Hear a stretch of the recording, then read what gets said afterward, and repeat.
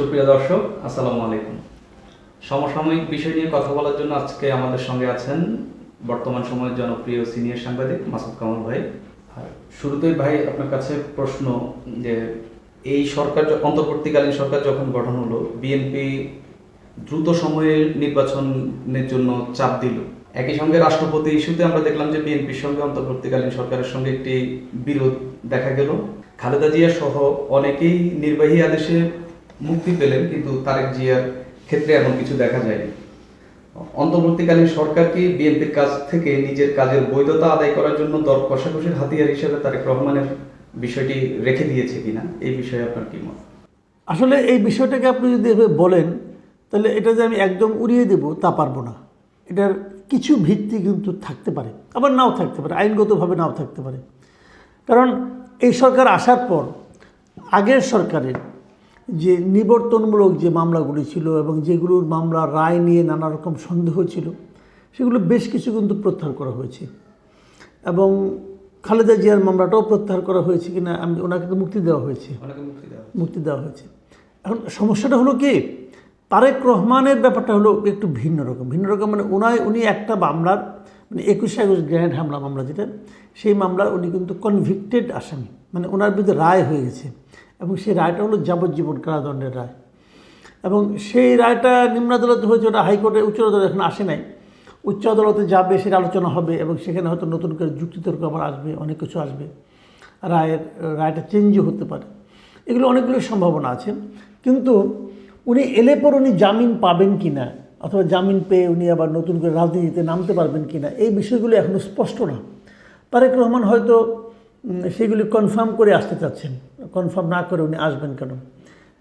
এখন আপনি যে কথাটা বললেন যে অন্তর্বর্তীকালীন সরকার এটা তার সঙ্গে দর কষাকষির একটা টুলস হিসাবে ব্যবহার করতে চায় কিনা, এটা হতে পারে, কিন্তু এটা যে একদম হতে পারে না আমি তা মনে করি না। কারণ ওনারা তো বেছে বেছে মামলা প্রত্যাহার করছেন। উনি যদি শুরু দেখেন, খালি তারেক রহমান কেন, বিএনপির তো প্রায় 1.5 লাখের মতো মামলা আছে বিএনপির বিরুদ্ধে।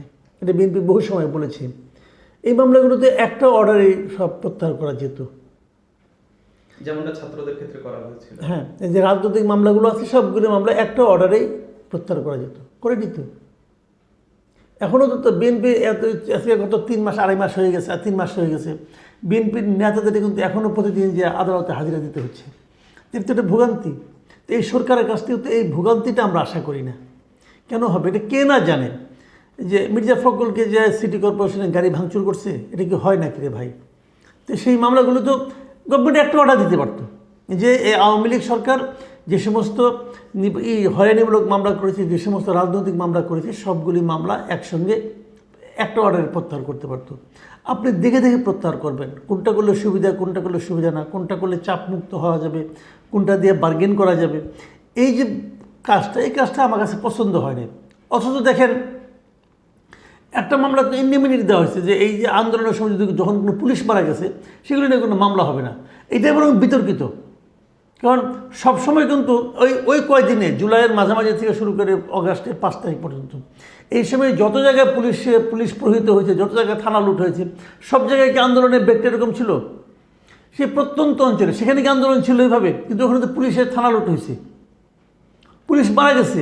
তো এগুলিও আমি মনে করি মানে মামলা করা যাবে না, যে ইন্ডিমিনিটি দেওয়াটা, এটাও ঠিক হয়নি। আমি মনে করি যে সবগুলি মামলা হওয়া উচিত, মামলা হবে, তারপর মামলার মেরিট অনুযায়ী এটা চেঞ্জ হবে অথবা কিছু একটা শাস্তি হবে। এবং এক্ষেত্রেও আমি মনে করি যে এই মামলাগুলি যেগুলো থেকে রাজনৈতিক মামলা ছিল, সেগুলি সরকার একভাবে প্রত্যাহার করতে পারত, কিন্তু সরকার করেনি। এবং সেইভাবে করেনি, সেইভাবে তারেক রহমানের মামলাটা প্রত্যাহার করা হয়নি। তারেক রহমানের বিরুদ্ধে অনেক আবল তাবল মামলাও আছে। তো এগুলি প্রত্যাহার করা উচিত, অথবা তাকে জামিনে দেওয়া উচিত যে আপনি আসলে আপনাকে জামিন দেব। কোনো কিছুতে গ্যারান্টেড না।